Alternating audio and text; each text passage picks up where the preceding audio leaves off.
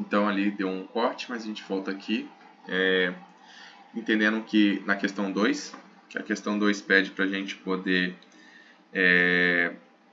fazer, basicamente, a questão de falar que um operador de corretora tem 100 milhões, né, e pretende investir em ações da SpaceX, uma empresa fundada pelos visionários, Elon Musk, e tudo mais, e vai falando lá, né, e considerando as informações, desenha a árvore de decisão e justifica quais as melhores decisões de investimento. Então aqui eu fiz a minha árvore de decisão, basicamente, onde que aqui a gente tem a parte onde de investir e não investir para esse canto aqui, tá? Se ele não investir, ele vai ganhar 100 milhões, tá? Ele vai ter, ganhar não, ele vai ter os 100 milhões dele, sem gastar nada. Se ele optar por investir, ele vai ter a questão de valorizar e ganhar 10% aqui, né? E aqui e valorizar não ganhar, e ganhar 2% e perder 2%, né? Aí aqui a gente tem na questão em continuar né, na questão aqui de investir e continuar, né? Que aí a questão de valorizar ele ganharia no valor aqui total de 126 milhões e se fosse valorizar ele ganharia 99, teria um valor de 99. E aí aqui, se ele não continuasse aqui, ele teria um valor de 110 milhões, né? Que é o melhor aqui para esse ramo, para essa linha aqui, para esse ramo, basicamente aqui, que era de 110 milhões. Era a questão aqui de ele investir e desvalorizar e valorizar, ele conseguiria aqui nesse total, se ele fosse na questão de continuar, ia valorizar 117 mil, se não ia ser 91.800. Aí aqui a melhor escolha mesmo seria não continuar, né, que seria 102 mil. E aí, entre esses dois aqui, a gente tem esse ramo aqui, que é o que tem alguma forma de ele ganhar, que é a questão de valorizar. Então aqui a gente fez alguns cálculos, utilizando a fórmula mesmo. Então a gente pegou a questão daqui de questão de valorizar, para até chegar a esse valor aqui. Então a gente pegou 0,3 multiplicou por 126.500, 6 milhões e 500, vezes, aqui é mais na verdade, né, mais 0,7 vezes 99 milhões, né. E aí dá o valor de 107 milhões e 250 mil. Aí a decisão, aqui toma a decisão que, que é não continuar. Aí depois a gente faz aqui a questão, também multiplicando na questão curva, pela essa parte aqui, que é a parte do 4 aqui, né? Que é se ele vai valorizar ou vai desvalorizar. Então, chega nessa resposta aqui, que é 99 milhões e 450 mil, né, que é menor ainda do que 102 milhões, que é não continuar. Então, basicamente, a gente fazendo esse cálculo aqui, eu coloquei que deve investir com um valor esperado de que deve investir, né, com um valor esperado de ganho ali de 8 milhões e 400 mil, mas só caso no primeiro mês as ações valorizarem 10%. Ele deve vendê-las ao final desse período e garantir o ganho de 10 milhões, tá? Essa daqui é a número 2. Aí indo para questão número 3, que diz sobre a empresa de manufatura está expandindo sua linha de produção e precisa escolher a melhor máquina entre as três, que é M1, M2 e M3. As máquinas são avaliadas com base em 3 critérios: custo de aquisição, né, consumo de energia e taxa de produção, que é C1, C2 e C3. Aí pede para explicar o método de entropia de Shannon para determinar os pesos de critérios e tópses para poder ordenar as alternativas. Então, basicamente, eu fiz a questão 3, começando com a primeira etapa, que era a normalização da matriz. Então, aqui, eu peguei a matriz, que é matriz de custo, que é o 1. Então, eu peguei ela que está lá 900 mil, né? Está em questão de 900 mil, na verdade está em milhão lá. Então a gente arredondou tudo para milhão, então 900 mil dá 0,9. E fizemos aqui a questão da normalização de matriz. Aí eu fiz tanto para a questão de custo de aquisição, que é essa, tanto para a questão de custos de consumo de energia, que é essa, e a questão de taxa de produção. Aí cada um vai dar seu valor e a gente vai ter a matriz de decisão normalizada aqui.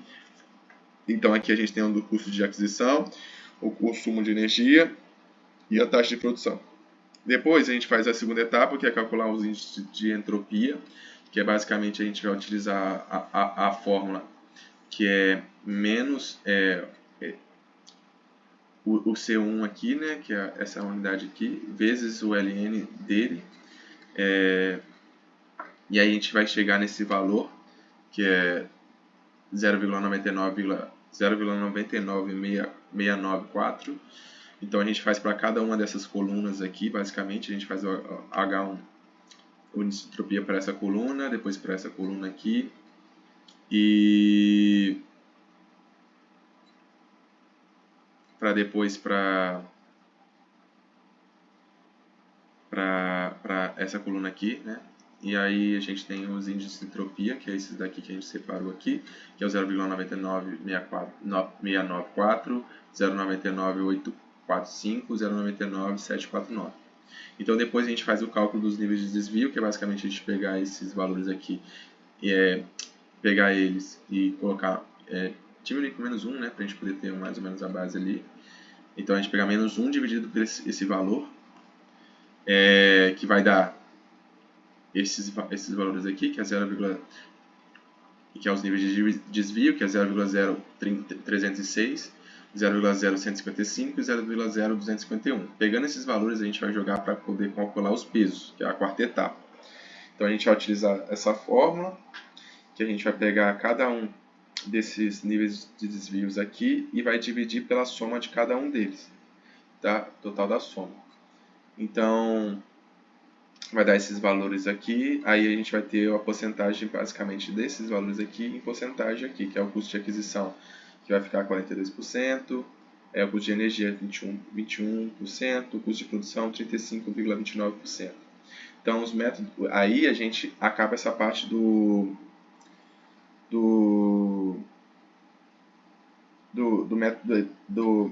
método de entropia e de Shannon. Aí agora a gente entra no método de Topsis, que é a questão de que a gente tem que normalizar de novo a matriz de decisão, só que a normalização dessa matriz já é com uma forma diferente, que a gente faz pela matriz também, só que a gente faz, em vez de ser a soma aqui, a gente faz a raiz e a soma ao quadrado de cada um dos valores da coluna. E eu fiz aqui para cada uma deles. A gente tem a matriz normalizada aqui de Topsis. E aí, essa matriz, a gente tem que fazer a ponderação dela. Então, como é que a gente faz essa ponderação? A gente pega esse valor aqui, ó, 0,42921, que é esse valor aqui do método do Shannon, tá vendo? A gente vai multiplicar por cada uma delas, daquela coluna. Então, na coluna de aquisição, a gente vai utilizar esse valor. Na coluna de energia, de custo de energia, a gente vai utilizar esse valor. Na coluna de custo de produção, a gente vai usar esse valor aqui. Então, basicamente, a gente fez isso, tendo cada uma a ponderação da matriz, né, normalizada. Então, basicamente, a gente vai ter ela aqui, e depois disso a gente vai ter que fazer a etapa 3, que é a obtenção das soluções ideais. Então, basicamente, a gente tem que pegar quais são os que tem na questão do Pmax aqui, né, que é o P mais e o P menos. Então, a gente vai ter que encontrar qual que é o P mais de cada coluna e o P menos de cada coluna.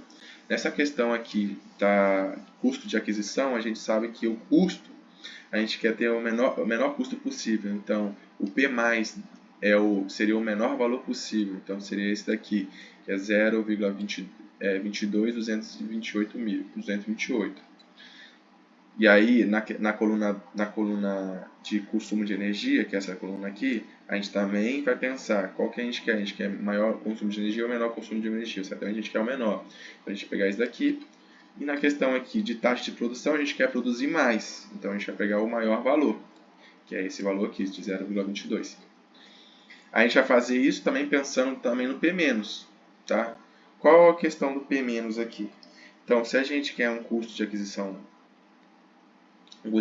então o P- é a questão do maior. Sempre assim, ó, aquela questão ao contrário. Então, 0,27, 13 e aqui 18. Basicamente, sinalizei aqui com essas cores de cinza. Então, eu joguei eles aqui para cá. Temos o P+, e o P-, e a gente faz o cálculo de distância euclidiana, né, que é o E- e o I+. Que é basicamente a gente tem a fórmula que a gente vai pegar a raiz deles, vai fazer a subtração de cada uma do P+, né, de cada uma das colunas,